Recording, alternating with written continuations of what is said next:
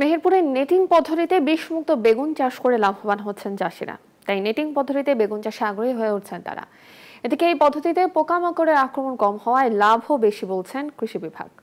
মেহেরপুর থেকে তুহিন আরানোর তথ্য চিত্রের ডেস্ক রিপোর্ট। কিছুদিন আগেও পোকামাকড় দমনে বেগুনে মাত্রাতিরিক্ত বিষ প্রয়োগ করতেন চাষিরা।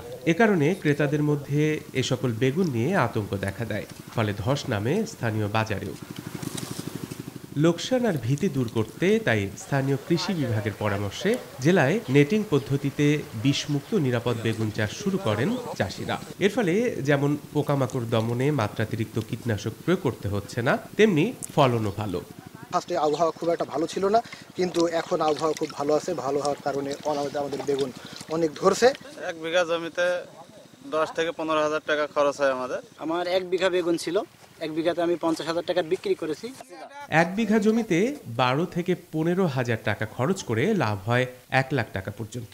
আর কৃষকের জমি থেকে 17 থেকে 18 টাকা কেজি দরে বেগুন কিনে বাজারে সেই বেগুন বিক্রি করে লাভ করছেন ব্যবসায়ীরাও। বেগুন কিনলাম 17 টাকা কেজি, বেচবো আমরা 20, 25, 22।